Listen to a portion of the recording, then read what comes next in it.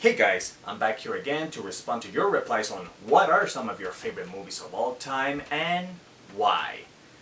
I didn't think I was gonna get that many responses when I asked on Facebook, Instagram, and YouTube, but you did, so this is what you responded. Also, since this is kind of improvised, you're gonna get a lot of mumblings, stumblings, and pauses from my speech and vocal points, so bear with me. Bonded Saints, and it's my all-time favorite movie. Just love the humor of the two brothers, but also how it really shows you the way our society is with crime. It sometimes makes you want to take action like The Punisher, but overall, it's a good movie and has a big fan base. Well, I don't know if this made me want to take action like The Punisher, but it was funny. I'll give you that. When I first saw it, I didn't get it.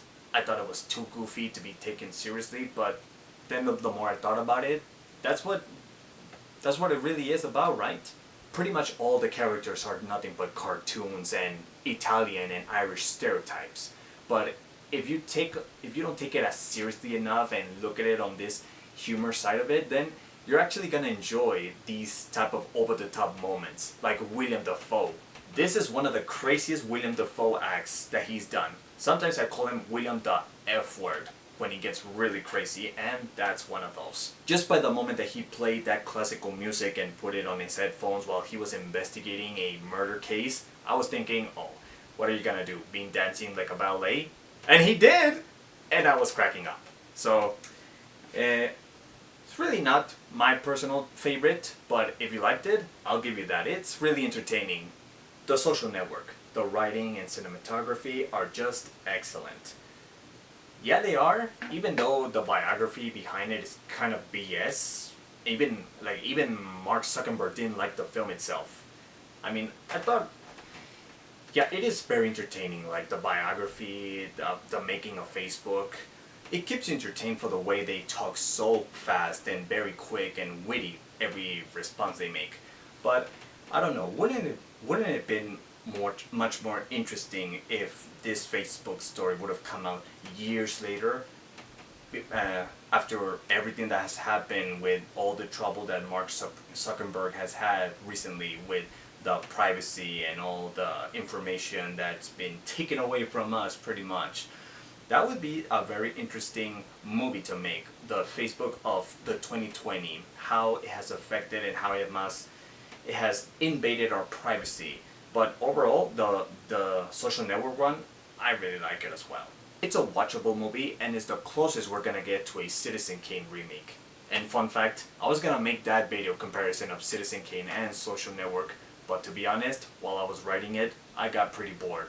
So I decided to scrap it, and I don't know if I'm ever gonna make that video. Probably not. Maybe I might do it in the long distant future, but for now, it's gonna be in the shell. If you want a comparison of Social Network and Citizen Kane, just go look at the take, the one they made about Social Network. They have a better comparison than I would. Forrest Gump, amazing story, great acting, and a classic. Boy, you must love America, don't you? But yeah, it is a classic American film because it recaps America's history from the 50s and 80s with all of the famous people of that time period. And it's done through the eyes of this disabled man who's one of the most charming characters in movie history pretty much. I don't know if there's any other charming character, I guess Winnie the Pooh. But what also makes it into a classic American film is that it captures the American dream that they all look forward to.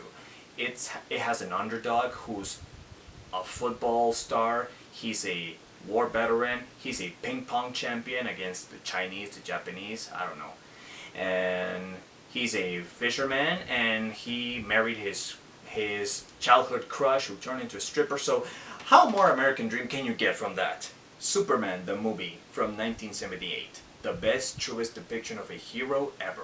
As a little kid, I was introduced to Superman through the Filmation cartoons from the 60s. He became my hero. In 1978, I sat in the Chinese theater and saw my hero come to life in the form of Christopher Reeve. I didn't move for 2 hours. I was blown away, and this was 1 year after Star Wars. Nothing can ever top it for me. Boy, you really love Superman.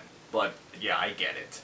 Like, if I could say something about this Superman from 1978, This started the superhero genre to be taken seriously when before they were looked upon as campy or just not to be taken seriously. They still had the image of like the campy 60s TV show from like the Batman. And what helped Superman being taken seriously was the fact that the names behind it, they were big names. Like these were not just any random names that were doing it for money. Like these were credential stars and talents that were working behind it. Marlon Brando, Gene Hackman, these were already established actors and well respected. The screenplay writer Mario Puzo, who worked on The Godfather, so that's a huge plus there. Not to mention you also got Margaret Kidder and Christopher Reeves, two younger stars that would become much popular at that after that. So yeah, I really like this Superman, and this is the image that everybody still looks up to when it comes to Superman. Maybe Henry Cavill has been close of having that image of Superman, but so far when everybody thinks of Superman, they all think about Christopher Reeve. So, and just to have John Williams also as the composer just made it much more whimsical, to be honest. Troy. Just Troy. No need to explain, because that's how good it is. But seriously, I agree with you. This is a great film. It's probably one of my favorite mythology stories come to film. Like, it almost reminds me to the biblical films from the 50s and 60s, the ones that had really massive production settings and casts, where they had thousands of actors. Sorry for my voice. La la la la la. Is it good? Very good. So yeah, what I was saying is that it does resemble like the biblical movies from the 60s and 50s because it is a very massive, productive story. Of course, not all of the actors are there. Most of them are CGI, but just to capture that massiveness from that time period, it did feel like a classic. And not only that, just the fight choreography, the set designs, the costumes, and also the story itself, like the character dialogue and everything. Because you do feel the pain of Achilles as somebody who fights to be remembered, to have a legacy, but in doing so, he has to sacrifice his own humanity. He has to be known as this type of serial killer, and it hurts him. He knows that it inflicts a lot of pain to people because they have high stakes to lose from. They have families, they have children, parents that they can lose, and it is a very high stakey film. So that's something that really got me into it, and it's a movie that I can never get tired from watching. American Beauty, one of those movies that really made me consider what things to focus on in life. I feel like it's a movie that perfectly represents how to live your life contra to the normal work, hard to get material wealth. Yeah, this is a very anti-authority film. After all, it came out in the 90s when before, or during that time period, it was very anti... Why am I holding a balloon? The 90s were a very anti-authority environment. Like you have Pulp Fiction, Natural Born Killer, the Matrix, Fight Club, and also you got American Beauty, that about a guy who just gives up on his suburban boring lifestyle and decides to have a crush on a minor. I mean, after all, it's acted by Kevin Spacey, and sadly it hasn't aged very well. But yeah, it goes back to the 90s rebellion that also like The Simpsons were pretty much showing in that time period. The Godfather, because Al Pacino. This Al Pacino, this manly crush of a man here. But seriously, if you haven't watched it, go watch it. This was the breakout star-making moment for Al Pacino as the son of a mafia leader. I mean, his whole story is centered around not being part of this crime mafia family. But as things turn around, his hand is forced on joining in, and he becomes a much ruthless mafia leader than his own father. And that's what is so interesting about Al Pacino here, is that even though he's a very small guy, like in size, he's a very intimidating presence. Like, you look at him when he's cold, when he's acting cold and harsh, like, you do feel like threatened, or you feel intimidated by how angry he can be. Like, he can play very softly, you can feel his friendly side just popping out, but you can also feel his anger just roaring out of the screen. So yeah, Al Pacino in Godfather is really effective. And I know because this is your manly crush, aren't you? You just want to roll those manly lips, aren't you? Don't you? The Proposal, because of its humor and love story. Yeah, I'll give you that. I thought I was gonna hate this one because I'm not a fan of rom-comedy because it can be very cringe-worthy and at times very awkward. But as the movie started kicking in, that's when surprisingly it got better for me. I mean, at first I was concerned with Ryan Reynolds because at first he was acting very suppressed, but when he got into control, that's when he started getting funnier. When Ryan Reynolds is in control, that's when he's at his funniest. Plus, there was a time when Ryan Reynolds was doing a lot of rom-comedy in the mid 2000s, and it would transcend as his highest potential with Deadpool. His Deadpool movie was good not because it was just a superhero film, but because it was also a rom-comedy. So it pretty much mashed together everything that he was passionate about and his biggest strengths. Why am I talking about Deadpool? What I was going at is, without The Proposal, Deadpool would have sucked because it mashed together his high passion of comic books and his strengths in rom-comedy and put them together. If I would have a nitpick, it would be Sandra Bullock maybe, because I didn't think she was that funny. I mean, her role pretty much was all about reacting to the bad stuff that was happening to her, but even then I didn't think that they were as funny. She had her good moments, she had great moments, but I thought Betty White was funnier. I mean, this movie had a lot of racist jokes. This movie is very racist, I'll tell you that. You gotta miss the old days when Hollywood could care less about your ethnic feelings being offended. Gorillas Gorillas in the Mist. There are honestly so many other movies I would put in my tops, but I've only seen them once or twice. I'm gonna be honest, for your disappointment, I haven't seen this movie yet.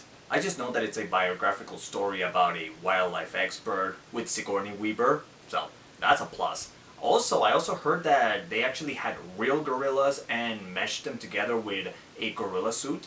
So that is something I would be really looking forward to seeing, how they would mesh those type of things. It almost reminded me like Jurassic Park, how they mashed together the CGI and the puppetry with the dinosaurs. The Great Silence, 1968. The most pessimistic western ever made. Its bleak atmosphere, beautiful snowy setting, and haunting Morricone score have always struck a chord with me.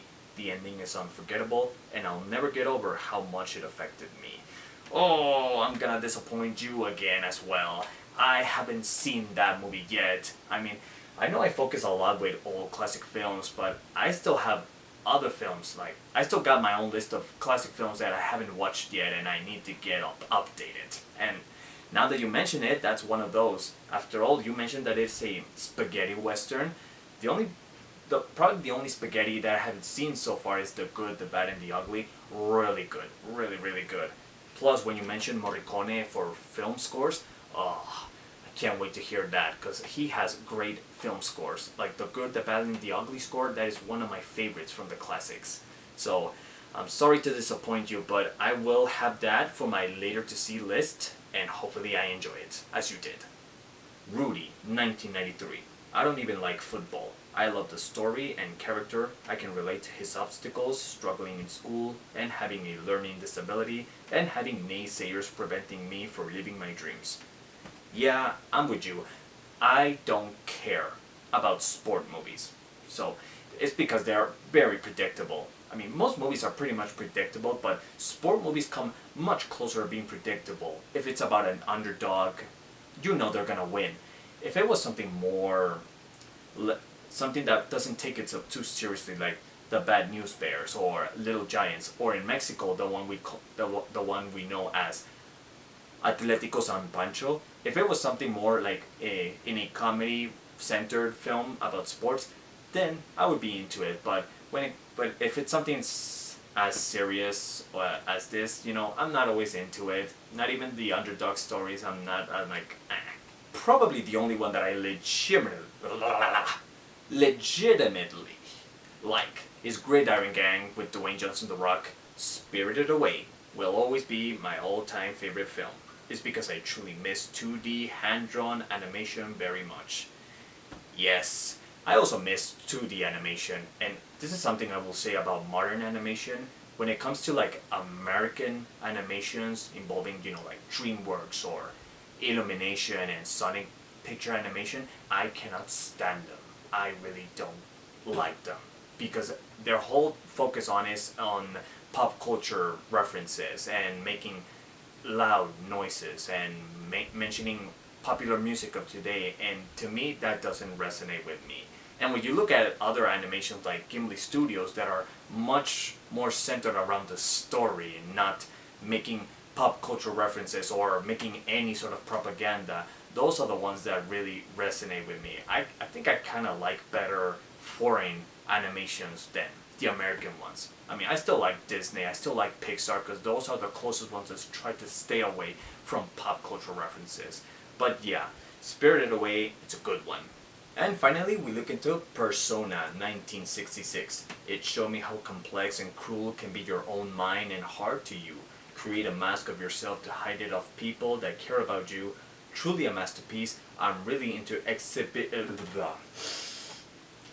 existentialist experimental films, to be honest. Oh baby, you're talking my language now. Yeah, this is one of Ingmar Bergman's surrealist films from the 60s and one of his most recognizable ones. And it's fascinating because it's very subtextual with its symbolisms. Like, it doesn't give you the meaning right away. It almost reminds me a lot to the Three Women and Mulholland Drive. Actually, I even made a comparison of Persona and Mulholland Drive. They're pretty much the same story. If you haven't seen it, I'll leave a link description down below. But yeah, what is very interesting about Persona is that it's about this woman who carries the sins of her past and she can't bear with it. So instead she creates this fictional human being and puts all of her sins into that person. And we don't realize that that person is a fragment of her fantasy until later on as a plot twist. But yeah, it's about not taking responsibility or carrying this sort of guilt that this woman has about herself and placing it into something that's not real in order to escape. It's like the ultimate craziness of escapism. And those are all the replies that I got. Thank you for your responses. If you want me to do something like this again, you know, just leave it on the comment section. And tune in next time because when I get back, I'll be comparing the Phantom of the Opera with the Phantom of the Opera. Until then, be safe, and I'll see you next time.